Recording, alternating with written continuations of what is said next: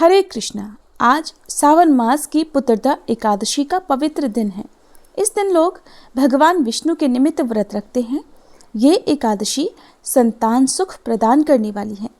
अगर आप पुत्रदा एकादशी का व्रत रखते हैं और अपनी मनोकामना को पूर्ण करना चाहते हैं तो व्रत कथा को अवश्य ही पढ़ना या सुनना चाहिए, क्योंकि व्रत कथा सुने या पढ़े बिना व्रत का फल अधूरा माना जाता है। कथा सुनने के शुभ फल से आपके घर परिवार में संतान सुख बना रहेगा।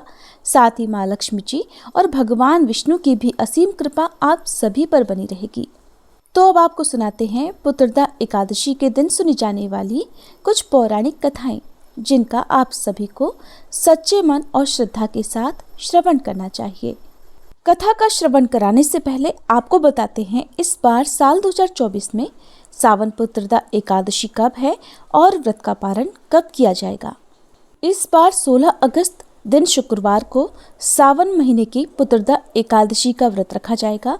ये एकादशी शुक्ल पक्ष की एकादशी होगी और एकादशी तिथि प्रारंभ होगी 15 अगस्त गुरुवार की सुबह 10:28 से समाप्त होगी 16 अगस्त शुक्रवार की सुबह 9:39 पर। द्वादशी तिथि प्रारंभ होगी 16 अगस्त शुक्रवार की सुबह 9:40 से और समाप्त होगी 17 अगस्त शनिवार की सुबह 8:06 पर। हरिवासर का समय 16 अगस्त शुक्रवार को दोपहर 3 बजे तक समाप्त होगा। हरिवासर का समय द्वादशी तिथि का प्रथम 1/4 पहर माना जाता है। इस समय में कभी भी एकादशी का व्रत नहीं खोलना चाहिए। एकादशी का व्रत हमेशा शुभ मुहूर्त में ही खोला जाता है, इसलिए पुत्रदा एकादशी का व्रत इस बार 17 अगस्त शनिवार को सुबह 6:08 से 8:06 के बीच में खोला जाएगा। व्रत का पारण पंचामृत, फलों के जूस, ड्राई फ्रूट्स और तुलसी पत्र के साथ चावल और जल का सेवन करके किया जाता है। पौराणिक कथा के अनुसार एक बार भगवान श्री कृष्ण के श्री चरणों में धर्मराज युधिष्ठिर ने प्रणाम करके श्रद्धापूर्वक प्रार्थना की कि हे मधुसूदन, अब आप कृपया सावन मास के शुक्ल पक्ष की एकादशी के महात्म्य को बताने की कृपा करें। इस एकादशी का क्या नाम है, इसका क्या विधान है और इस दिन किस देवता का पूजन किया जाता है। हे प्रभु, कृपा कर मेरे इन सभी प्रश्नों का विस्तार सहित उत्तर दीजिए। तब भगवान श्री कृष्ण ने कहा, हे धर्मराज, सावन मास के शुक्ल पक्ष की एकादशी की कथा के श्रवण मात्र से ही अनंत यज्ञ का फल मिल जाता है। हे धर्मराज, द्वापर युग के आरंभ में ही महिष्मती नाम की एक नगरी थी। उस नगरी में महाजित नाम का एक राजा राज्य करता था। वह पुत्रहीन था, इसलिए वह सदा दुखी रहता था। उसे वह राज्य, सुख और वैभव सब कुछ ही बड़ा कष्टदायक प्रतीत होता था, क्योंकि पुत्र के बिना मनुष्य को इहलोक और परलोक दोनों में सुख नहीं मिलता है। राजा ने पुत्र प्राप्ति के बहुत उपाय किए, किंतु उसका हर उपाय निष्फल रहा। जैसे जैसे राजा महाजीत वृद्धावस्था की ओर बढ़ते जा रहे थे, वैसे वैसे उनकी चिंता भी बढ़ती जा रही थी। एक दिन राजा ने अपनी सभा को संबोधित करके कहा कि हे प्रजाजनों, न तो मैंने अपने जीवन में कोई पाप किया है और न ही अन्यायपूर्वक प्रजा से धन एकत्रित किया है, न ही कभी प्रजा को कष्ट दिया है, न कभी देवता और ब्राह्मणों का निरादर ही किया है। मैंने प्रजा का सदैव अपने पुत्र की तरह पालन किया है, कभी किसी से ईर्ष्या भाव नहीं किया, सभी को एक समान समझा है। मेरे राज्य में कानून भी ऐसे नहीं है जो प्रजा में अनावश्यक डर उत्पन्न करें।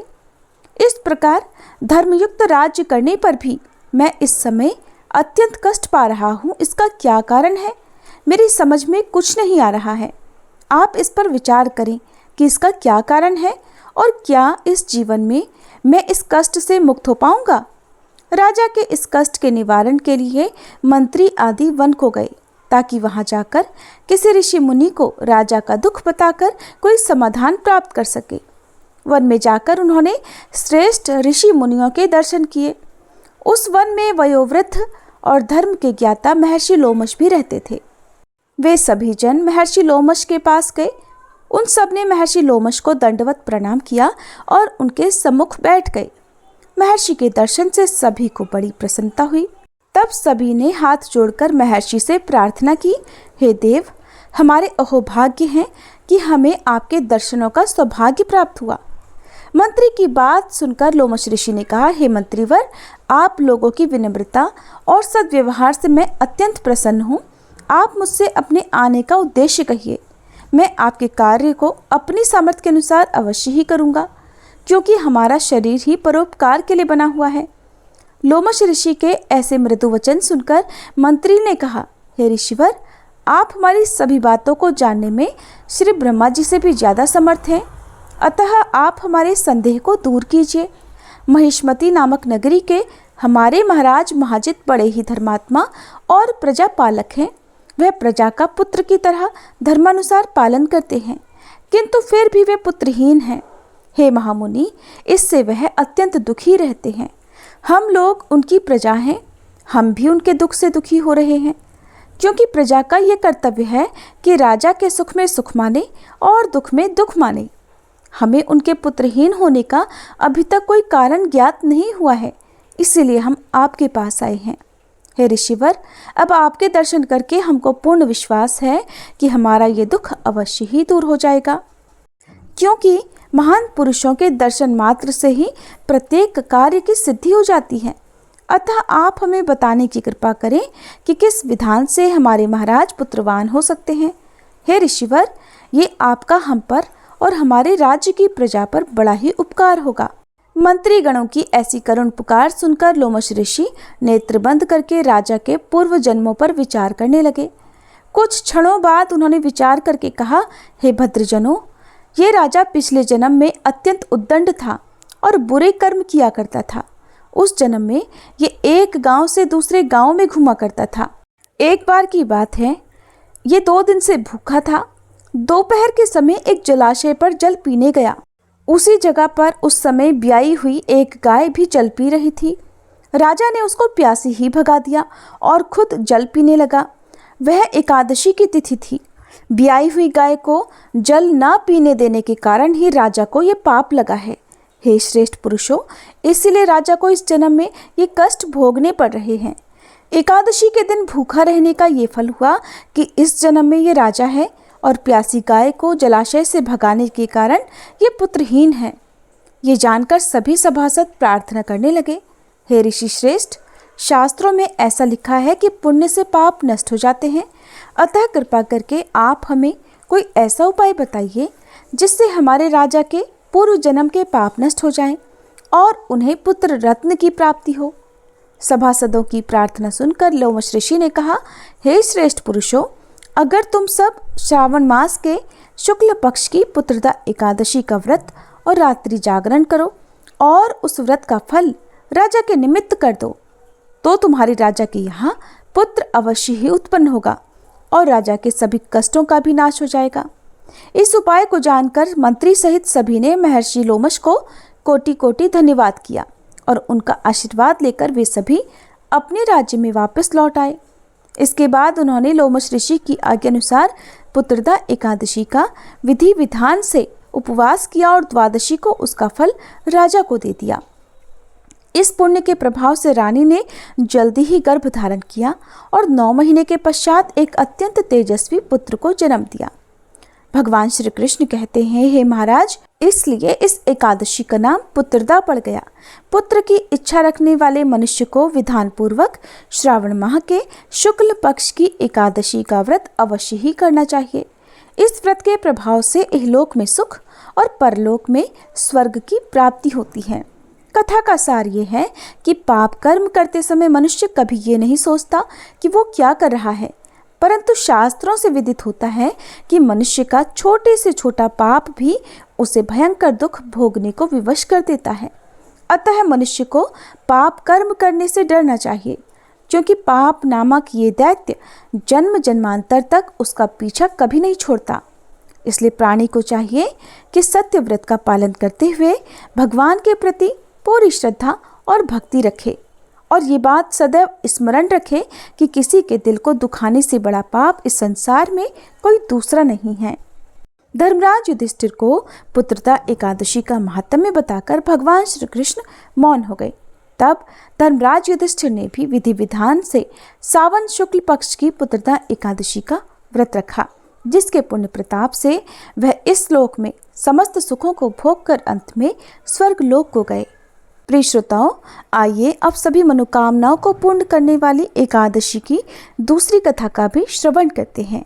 आप सभी श्रद्धा और पूर्ण विश्वास के साथ इस कथा को पूरा अवश्य सुनिएगा।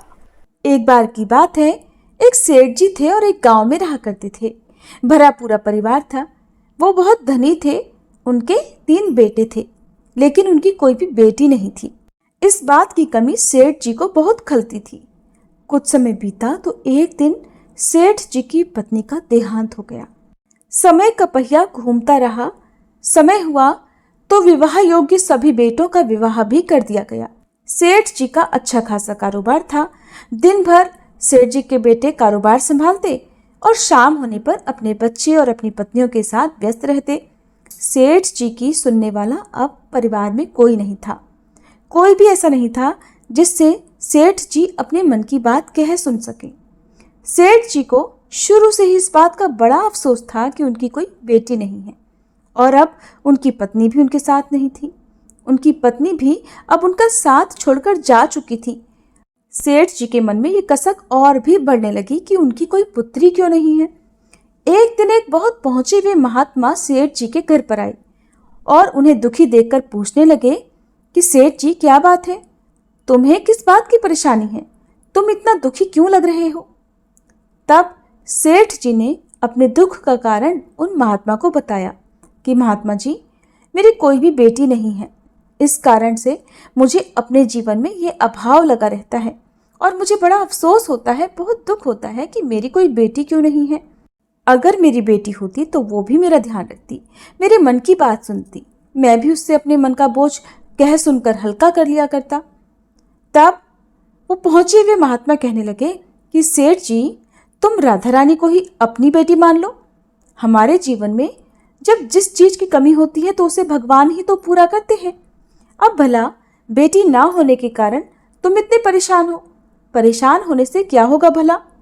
तुम राधा रानी को एक बार अपनी बेटी मान कर देखो और जब भी तुम्हारा मन चाहे, जब भी तुम उदास हुआ करो, अपने दिल की सारी बात राधा रानी से कर लिया करना और फिर तुम्हें अभाव कभी नहीं सताएगा कि तुम्हारी कोई बेटी क्यों नहीं है।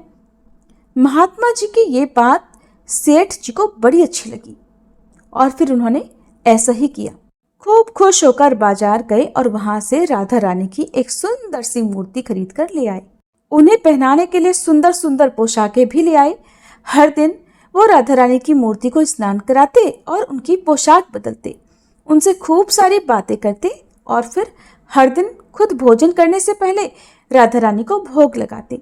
सोने से पहले ये उनका नियम बन गया था कि वो राधा रानी के साथ खूब बातें करते, दिन भर की बातें राधा रानी को सुनाया करते। ऐसा करते करते सेठ जी दिल से ही राधा रानी को अपनी बेटी मानने लगे और वो ये भूल ही गए कि उनकी कोई बेटी नहीं है और वे इस एक निर्जीव सी मूर्ति को ही अपनी बेटी मान बैठे हैं। लेकिन भक्ति में मगन सेठ जी को किसी भी बात का आभास नहीं था। उन्हें बस पता था तो ये कि उनकी एक बेटी है जिससे वो हर दिन खूब सारी बातें करते हैं। अब जब तक सेठ जी दिन भर राधा रानी से बात ना कर लें या उनकी पसंद का भोजन राधा रानी को ना खिला ले, उनका मन ही नहीं लगता था। जब तक वह उनसे बात नहीं कर लेते तब तक उनके मन को बड़ी बेचैनी रहती। बहुत सारी बातें करने के बाद, अपने दिल की सारी बातें कहने के बाद ही उनके मन को सुकून आया करता था। एक बार की बात है, सेठ जी के घर पर चूड़ी बेचने वाली एक मनिहारिन आया करती थी और सेठ जी की बहुएं उस मनिहारिन से खरीद कर चूड़ियां पहनती थी। एक दिन वह मनिहारिन चूड़ी बेचने के लिए सेठ जी के घर आई।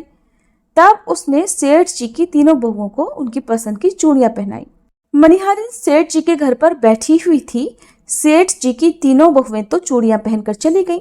उनके ही सामने एक छोटी सी कन्या आई और मनिहारिन से कहने लगी कि मुझे भी चूड़ियां पहना दो, खूब सारी रंग बिरंगी। चूड़ी वाली ने सोचा कि शायद सेठ जी के घर पर कोई मेहमान आया होगा, उन्हीं की ये कन्या होगी, तो उसने भी उस नन्ही बालिका को चूड़ियां पहना दी और उसके बाद वो चूड़ी वाली मनिहारिन सेठ जी से पैसे मांगने सेठ जी की दुकान पर पहुंच गई और कहने लगी कि मुझे चूड़ियों के पैसे दे दो। और उसने पहले से अधिक पैसे मांगे तो सेठ जी ने कहा, क्या बात है, तुम हर बार तो इतने रुपए की चूड़ियां पहना कर जाती हो, क्या अब तुम्हारी चूड़ियां महंगी हो गई हैं जो हर बार से अधिक रुपए मांग रही हो? तो मनिहारिन बोली कि नहीं सेठ जी, मैंने चूड़ियों का दाम तो नहीं बढ़ाया, हाँ लेकिन आज मैंने 3 लोगों को नहीं बल्कि 4 लोगों को चूड़ियां पहनाई हैं। सेठ जी ने सुना तो कहने लगे, अरे तुमसे कोई गलती होगी, मेरे घर पर तो चूड़ी पहनने के लिए सिर्फ 3 बहुएं हैं, ये लो तुम 3 बहुओं की चूड़ी के पैसे रखो। मनिहारिन भी कुछ नहीं बोली, सेठ जी से पैसे लेकर चुपचाप अपने घर आ गई। शाम हुई तो सेठ जी दुकान से अपने घर पर आए। आकर उन्होंने सबसे पहले राधा रानी को भोग लगाया और फिर हर बार की तरह दिन भर की सारी बातें राधा रानी से बताई और सो गए।